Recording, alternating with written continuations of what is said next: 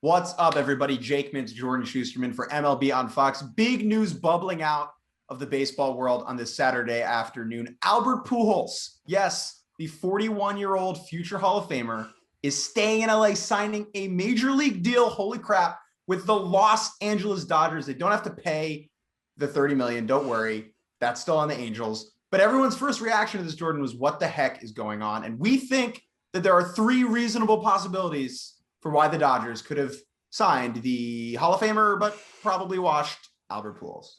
Yes, I agree, Jake. And the first is the obvious. Let's just be boring here for a second. I know that's not usually our speed, but what is the actual reason why they are probably doing this? The boring reason, the baseball reason. The Dodgers are a smart team. Why would they want to sign 41-year-old Albert Pujols? Well, the reality is their right-handed bench is not very good right now. AJ Pollock is now out for at least another few weeks, and the guys that they have right-handed on the bench are not very proven. Guys like Sheldon Noise, DJ Peters. I can see how they could look at Pujols, who is still sort of hitting lefties pretty well. He's been hitting the ball pretty hard this season, and say, look, obviously, Albert, you're not going to play every day, but if you can come in late in the game or start against a left-hander, give us some quality ABs because you have a million of them in your career, it's not the worst thing in the world. We're not paying the $30 million. He can help us for a few weeks while Pollock is out, maybe a little bit longer. Look, it's boring, but it's not the craziest thing in the world. I think that's probably what the Dodgers are thinking. But what do you think? There's another reason. Yeah, boo, too boring. Sleepy, boring Jordan. Probably the answer, but really boring. Okay, but Jake, there's another reason that we think they could be doing this, right? Okay, reason number two, Jordan, this is just to accrue good baseball karma,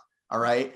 Over the offseason, the Dodgers went full Yankees West, right? Coming off their first World Series in over 28 years or whatever the hell. They signed Trevor Bauer. They spent a lot of money. They're a fully operative Death Star, okay? And it is time for them to be the bad guy in the baseball universe. And by bringing in Albert Pujols for one last hurrah, he can wave goodbye to everyone. That's just kind of good baseball karma. Do I think that the front office guys sat around and were like, how can we accrue good baseball karma?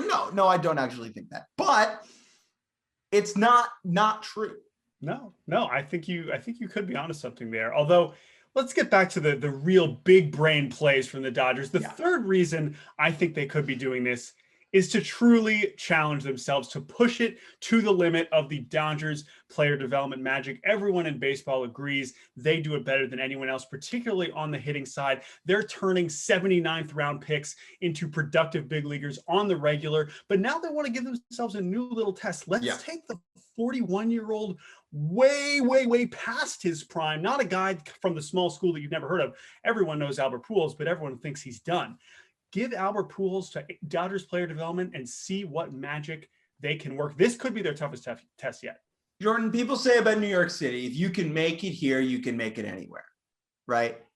If you can develop a 41-year-old Albert Pujols, develop's not even the right word. If you can change 41-year-old Albert Pujols into a productive major leaguer, you can do it to anyone.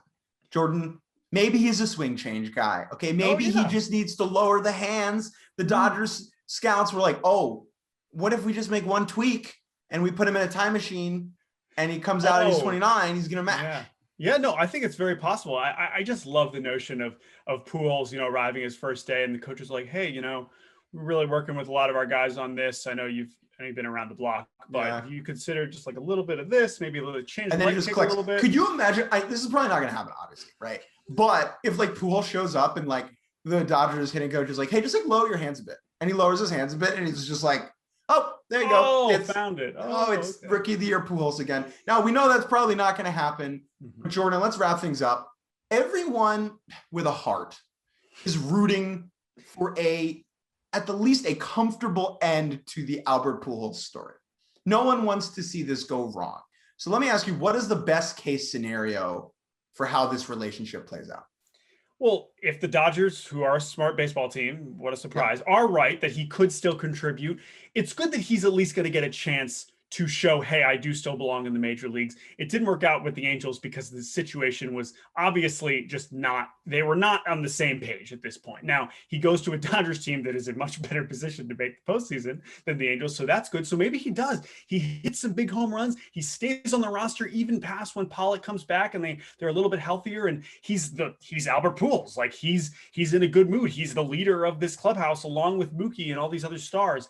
and he makes it all the way to September when the Dodgers return to St. Louis. The Dodgers go to St. Louis, I believe, in the second week of September. He gets a real final send-off, and it's all a lot cleaner, and what a future Hall of Famer deserves more than getting DFA'd in the middle of the week when no one had saw it coming. So I think that is the best case scenario.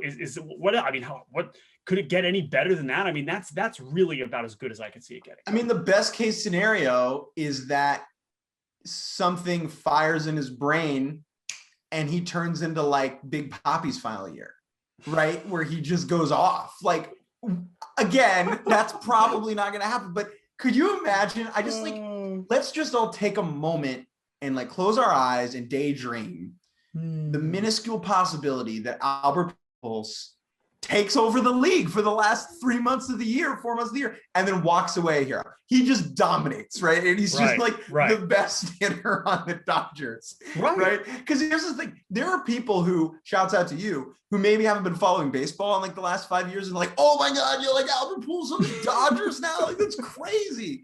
And I hope that those people's sense of reality is proven right. And that Pujols dominates. At the least, I hope he's competent. I think the goal for all of us neutrals should be to root that he makes it to that series in St. Louis for one final wave. We know how much Cardinals fans love a curtain call. Maybe they get one more shot. We'll see. Jake, thanks for joining me on this Saturday. Thank you to the Dodgers for always keeping things interesting. Albert, good luck. We hope you can at least hit a few more home runs because you already have so many of them, but we would love to see even more. You know who else is in the free agent market? Who? Californian right-hander Ryan Braun.